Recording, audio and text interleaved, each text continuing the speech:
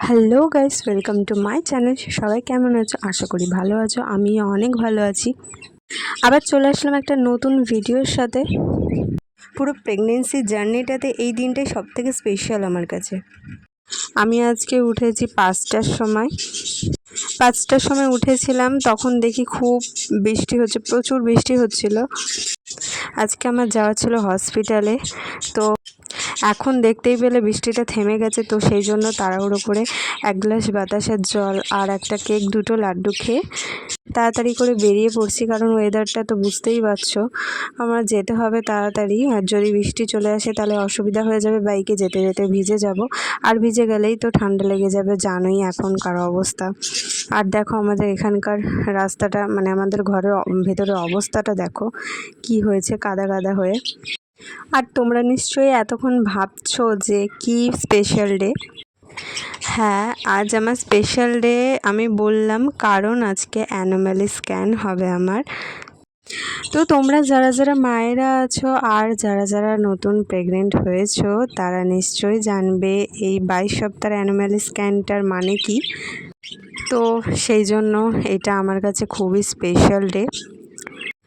একদিক থেকে special day, আনন্দও হচ্ছে, আর একদিক থেকে টেনশনও হচ্ছে।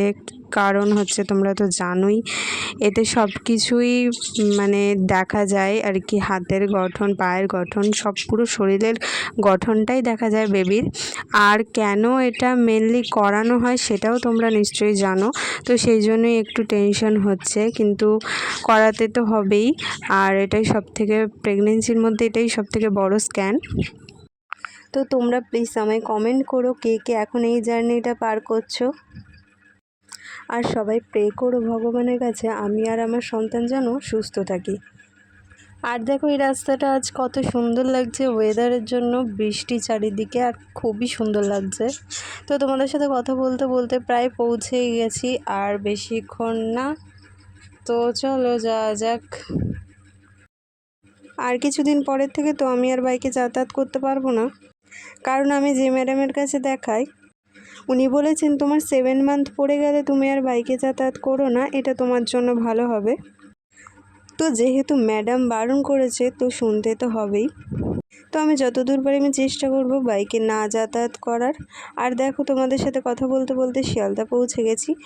তো চলো বাই, এই ভিডিওটা এইটুকুনি কি রাখছি। তোমাদের কেমন লাগলো ভিডিওটা কমেন্ট করে জানিও। আর সবাই ভালো থেকো, সুস্থ থেকো। আবার একটা নতুন ভিডিওর সাথে দেখা হবে। Tata, bye bye.